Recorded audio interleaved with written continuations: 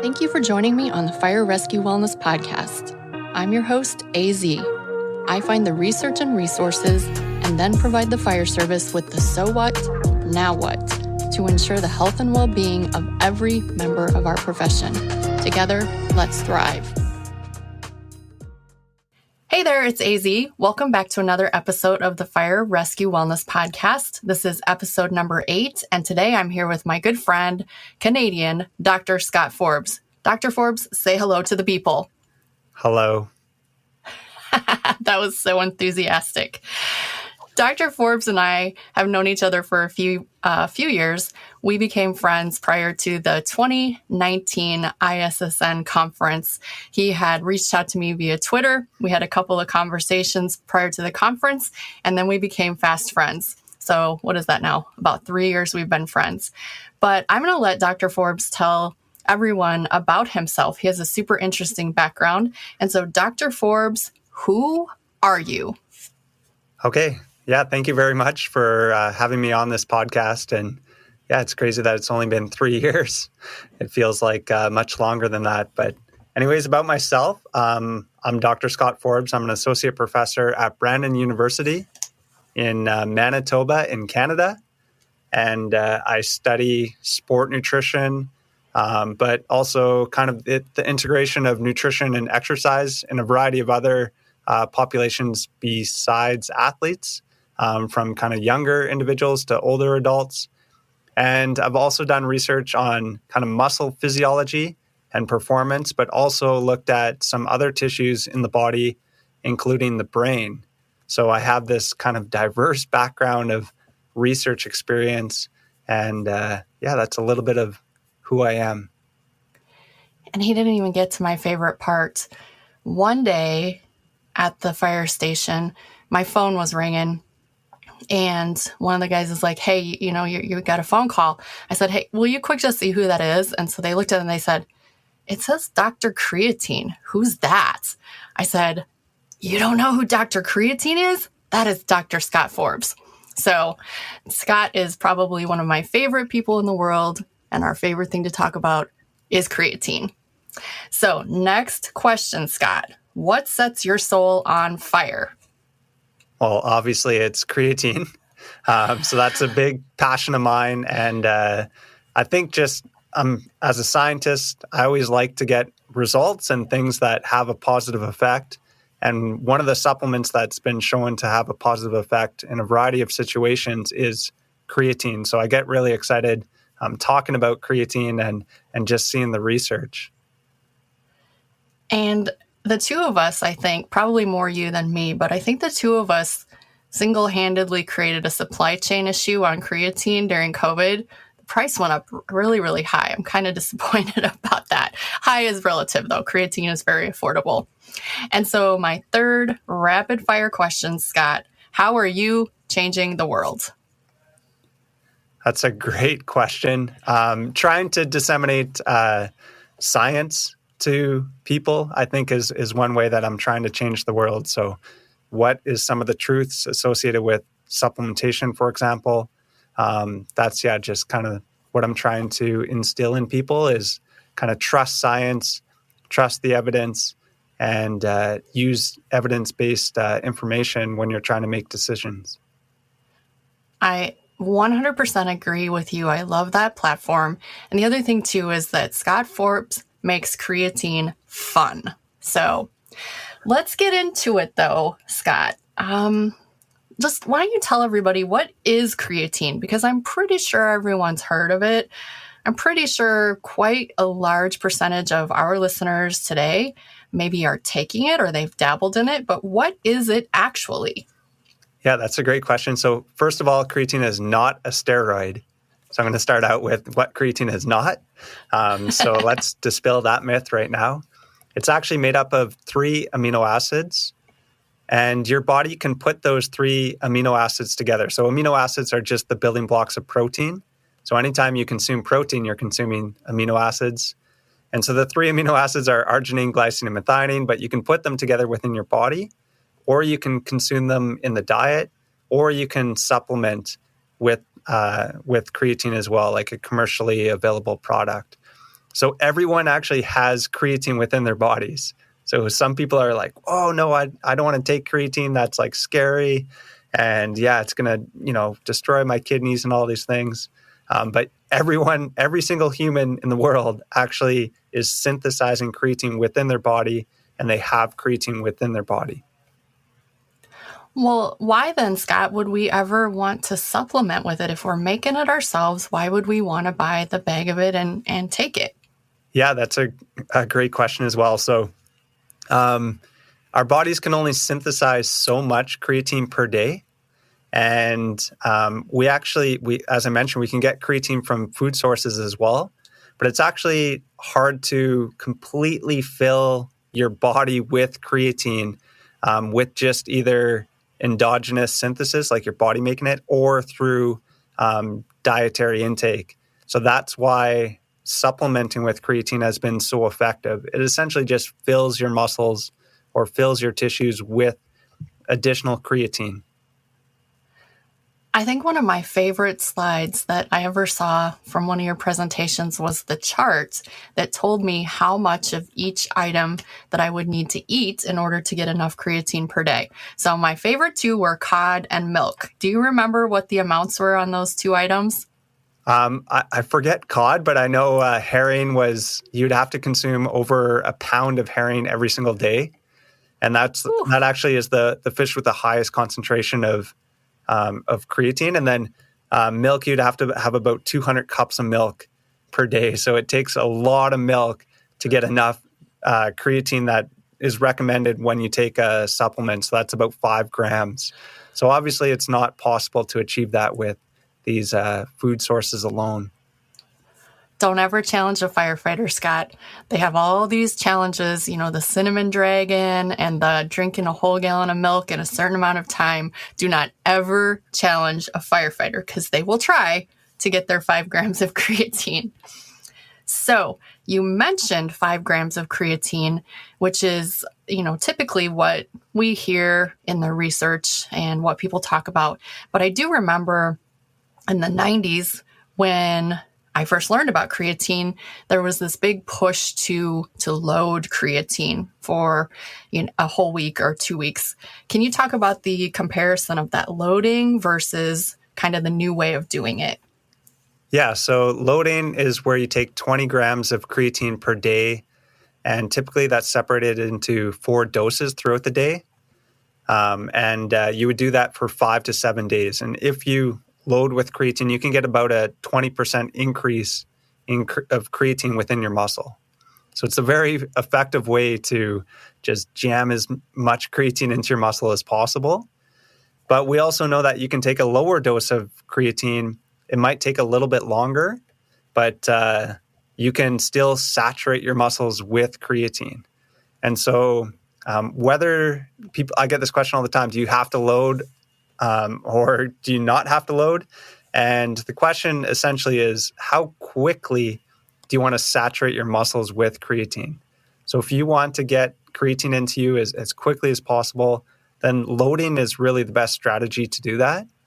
But for most people, and if you're just trying to get kind of the long-term benefits of creatine supplementation, then you don't have to load. So unless you're working with like elite athletes that, have to do really precise nutrition and want to load as quickly as possible, maybe load, but in most situations, I don't recommend loading. And I can see it with the typical firefighter. We do kind of want those immediate bang for our buck results, but also I think that we have a hard time being consistent enough to do it 4 times a day for a whole 5 to 7 days. So I think with firefighters, it almost might be better just to, every day without fail, take that dosage of creatine. What are the typical textbooks? So let's talk about the benefits of creatine that probably everyone on the street might know about. Yeah, so the main benefit of creatine is that you can get more phosphocreatine within the muscle, and that can be broken down into energy very quickly. And so anytime you're doing activities that require a large amount of energy quickly, for example, resistance training, can benefit from creatine supplementation. So if you combine creatine with resistance training, it's well established that you can get bigger and stronger and more powerful muscles. And you're sure it's not a steroid? I'm positive. Okay, we're going to trust you today, Dr. Forbes.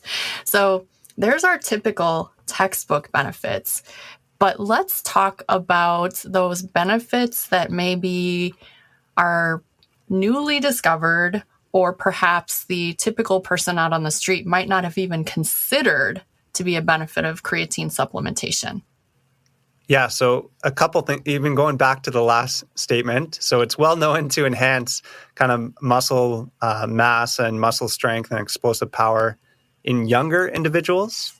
But now we know that it's also very effective for an older population as well. So, and by older, I mean over the age of 50 is what we consider older in most of our research. So sorry about that if that's offensive to any individuals. Sorry, Annette, you're old.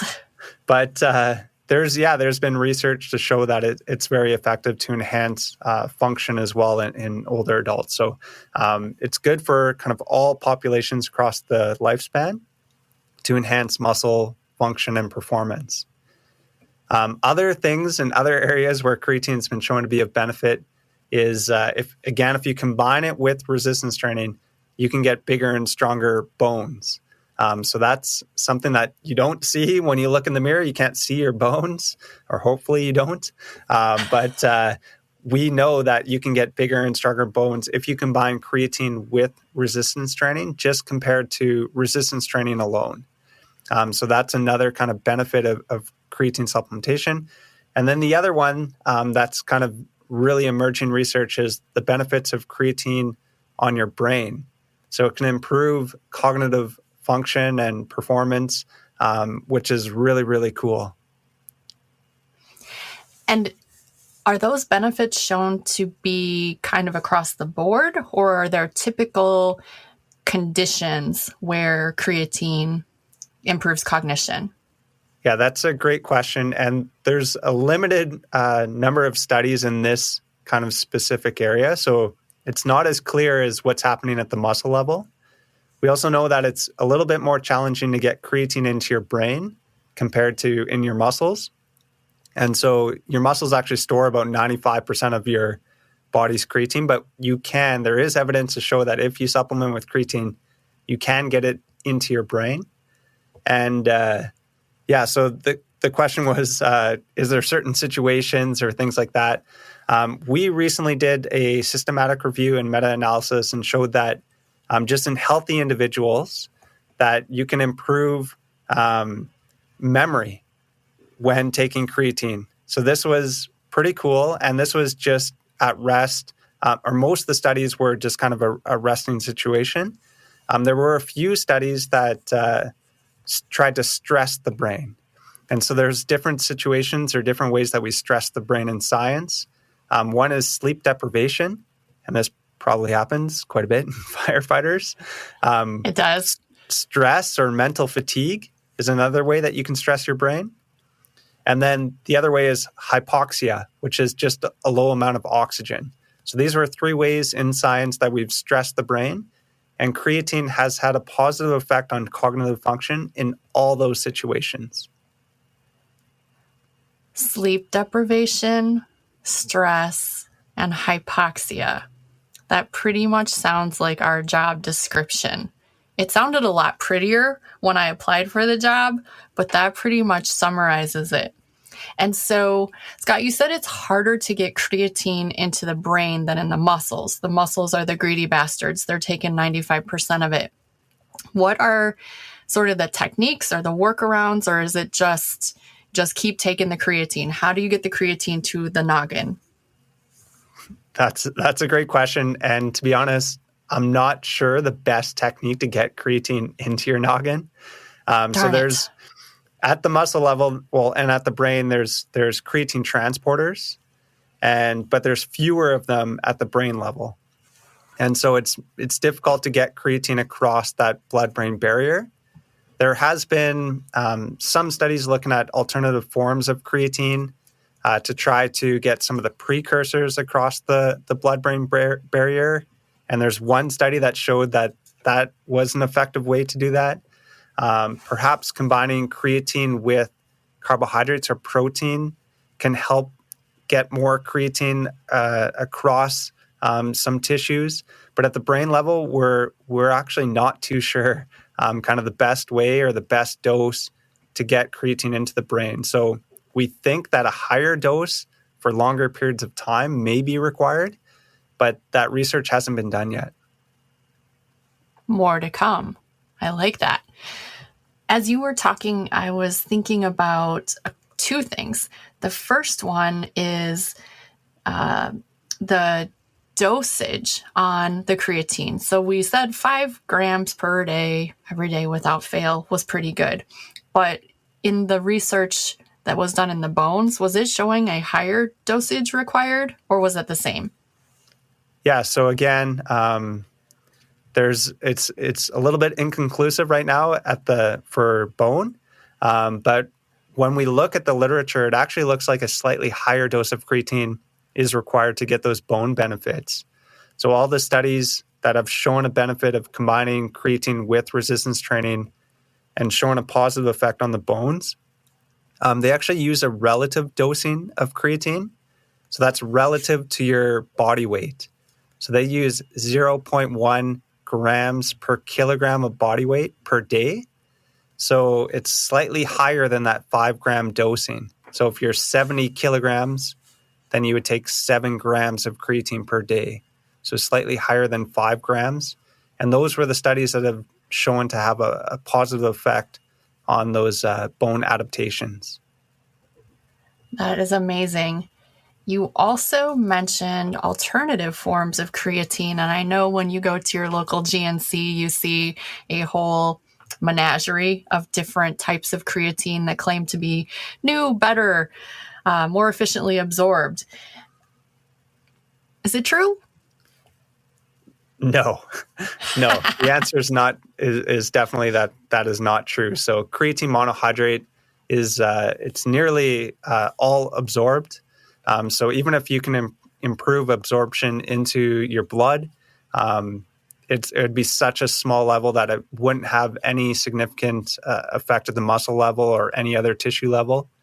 And creatine monohydrate is the most researched as well. So if you look up any creatine study, they probably use creatine monohydrate. So we know that it's a very effective supplement. And then it's also the cheapest form of creatine as well. So I recommend getting just the creatine powder and mixing that with water or, your protein drink or something like that. And that's how you should take creatine to get kind of the best benefits. And that's what most of the research has been conducted on. And I heard Eric Trexler say one time from a former student of Abby Smith Ryan's in her lab saying that creatine, all the other forms of creatine are just more expensive and they do the same thing. So as firefighters, we are very, I won't say cheap, we are very frugal with our funds. So why would we ever spend more than we had to? So go for the creatine monohydrate. Scott, are there any downfalls? I'm thinking about dosing. So we're bumping up the dose a little bit to 0.01 grams per kilogram, potentially. So for me, that would look more like 7 grams a day than 5 grams. And I have been doing that with absolutely no issues whatsoever. But do you know, are there people that have issues with higher dosing, especially during that loading phase? Does anyone have issues with that? Yeah, so there's been some research looking at some of the adverse effects of creatine, and some people get a little bit of like nausea or GI distress, and it seems to be associated with that loading phase. So if you want to avoid that, then just take a lower dose of creatine. It might take a little bit longer, as I mentioned, to saturate your muscles, but you're still going to get the muscle benefits, and and you're going to avoid any of those adverse effects. So any of the adverse effects associated with creatine are fairly minor. Like your stomach just might feel a little bit grumbly, but it's not doing any damage to your kidneys or your liver, which is often said in the media. That's completely untrue. So yeah, creatine is one of the safest supplements that you can possibly take. And once my muscles are loaded, I've been taking my 5 or 7 grams per day for a month, a 2-month, 3-month, whatever. Once they're all loaded up, and I go on a vacation and I forget my creatine supplement and I'm freaking out. Am I losing all of my creatine the first day of vacation, or how does that work, Scott? You're basically going to deflate and lose all your gains Oh, instantly. God, I knew it. No, so it. creatine is, it actually, once your muscles are saturated, it takes about 4 to 6 weeks for it to return back down to baseline. So if you miss a day of creatine or a couple days or even a week, it's definitely not going to have a big deal on your gains or your muscle performance. So if you forget to take it on a vacation, that's absolutely no problem at all. I mean, I would never do that, but I was talking about other people. Yeah, exactly. Because I'm very concerned with my gains with a Z. Scott, you mentioned creatine being taken up into the cells by particular transporters. You also mentioned at a different time talking about protein. Is there a particular benefit to taking our creatine with protein? Yeah, there is. So if you take creatine and protein at the same time, you can actually get more creatine into your muscles, which again could be of benefit. Similar to if you take creatine and carbohydrate at the same time, you can actually get more creatine into your muscles and more carbohydrates transported into your muscles. So carbohydrates can be used as a fuel source or stored as glycogen and then later used as a fuel source as well. And so that's kind of a benefit of taking creatine with another macronutrient, whether it's protein or creatine. And the reason why is because both those will stimulate insulin, and that helps to bring, kind of activate that transporter and bring more creatine into the muscle cell. And then there's been some research where they've looked at just taking creatine alone or just taking protein alone or taking creatine and protein together while resistance training. So during a resistance training program, and the group that got the biggest and the strongest muscles were the ones that took creatine and protein together. So despite my love for creatine, and I always, if there's protein researchers out there, I always try to tell them that creatine's, the king of supplements and more important than protein. Truth be told, it's probably best to actually consume both creatine and protein together to get to maximize those gains with a Z. Gains with a Z. Awesome.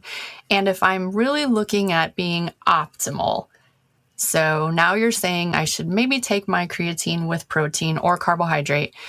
Is there any benefit to taking those supplements at a particular time of the day? So morning, night, post or pre-workout, any benefit that you can tell us about, Scott? Yeah, so we've looked at creatine timing in quite a few studies now. And we recently published a review looking at creatine timing as well with Dr. Darren Kandow, who's a phenomenal, legendary researcher in the creatine world. Anyways, we didn't find any difference when looking at taking creatine before training or taking creatine after training. So it has no effect. And then we've also shown that you can take creatine during training as well. We do suggest that you take it somewhat in close proximity to your training, because if you do exercise, it sensitizes the muscle to enhance creatine uptake. So that's kind of one benefit of taking creatine around your training. But really, I think the best time to take creatine is when you also consume your protein or carbohydrate source, because that's where, again, if you take those two supplements together, you're going to get more creatine into your muscle and you're going to get the most benefits. So yeah, from a timing perspective, for creatine, it actually doesn't really matter. Take it whenever you take your other supplements, and you're going to get the same benefits, whether you take it before training, after training, or during training. And from a protein perspective, because I get questions about protein timing all the time, the most important thing is how much protein you consume in a day. So to maximize muscle adaptations, traditionally they say 1.6 grams of protein per kilogram of body weight per day. And there's a little bit of context to that. If you're trying to lose weight, you might want to increase your protein slightly above that. So, but that's usually to maximize resistance training adaptations, is that 1.6 grams per kilogram per day. And they actually suggest to distribute that protein throughout the day evenly. So every 3 to 4 hours, you take some protein and kind of distribute that throughout the day. So if you're intermittent fasting or things like that at time restricted feeding, it becomes a little bit of a challenge to distribute your protein evenly throughout the day. So you might lose the benefits of that. But the main stimulus, the main factor is just how much you get in an entire day. Amazing. I know you and I have had this conversation before, but someone brought it up just 2 days ago again. A cardiac doctor was concerned about their patient taking creatine due to elevated creatinine levels. And can you explain the mechanism there and maybe why it isn't a huge concern or potentially not a huge concern? Yeah, so creatine is non-enzymatically degraded into creatinine. And so if you take creatine, you supplement with creatine, you're going to naturally increase the amount of creatinine in your blood. And creatinine has been used as an indicator of kidney dysfunction. But if you don't take into account that they're supplementing with creatine and they have more creatine in their body, and you just look at their creatinine levels, you can misinterpret that information and basically say that, whoa, you're having kidney dysfunction, even though you're not. So the way that I try to explain it is like resting heart rate can actually be used as an indicator of health or fitness. So somebody who's really, really fit, they have big, strong, powerful hearts. And so they don't need to beat as much. So if you measure your resting heart rate, a really fit person might have a really low resting heart rate, like 30 beats per minute. Somebody who's not very fit would have a resting heart rate of 80 or 90 beats per minute, so much higher. But this is, if you don't take into account whether they just exercised or not. So let's say the fit person just ran, 10 miles and then walked in and then measured their heart rate, and their heart rate is elevated, then you would say, oh, they're not very fit. They're not very healthy. And because you're not taking into account how much exercise that they just did. Same thing with creatinine levels. If the doctor doesn't take into account how much creatine supplementation they just took, then they can misinterpret their creatinine levels and say that they have kidney dysfunction, even though it's not doing any damage to their kidneys. And it almost sounds, because the doctor knew that the person was taking creatine and they advised them against it. So it almost sounds like the doctor didn't understand the non-enzymatic breakdown of the creatine, in fact. So that was a fun discussion. I like that one, Forbes. Okay. Well, first of all, I want to move on to just a couple other questions for you, but is there anything that we missed on creatine? Like any big things that we should have talked about that we missed? There's lots of things. We missed a lot of them. We'll just have to have an episode 2. You definitely hit the main things, like how much creatine do you need, the safety profile, the benefits of creatine. The one thing that's kind of emerging and a little bit interesting is that males and females might respond differently to creatine supplementation. So they both respond positively. So it's good for both sexes or genders. But females tend to respond a little bit less to creatine supplementation than males do. So they can still get the benefits in increasing muscular strength, but we actually found a reduced response from a muscle growth standpoint. So females don't get big, bulky muscles from creatine supplementation, but they will get stronger.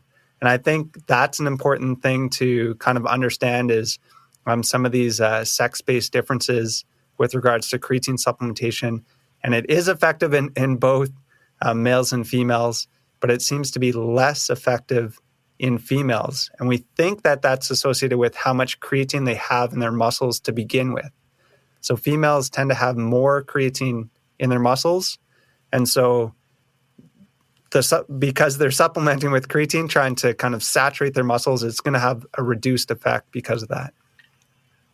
That's really rude, Scott. I could have gone without that information.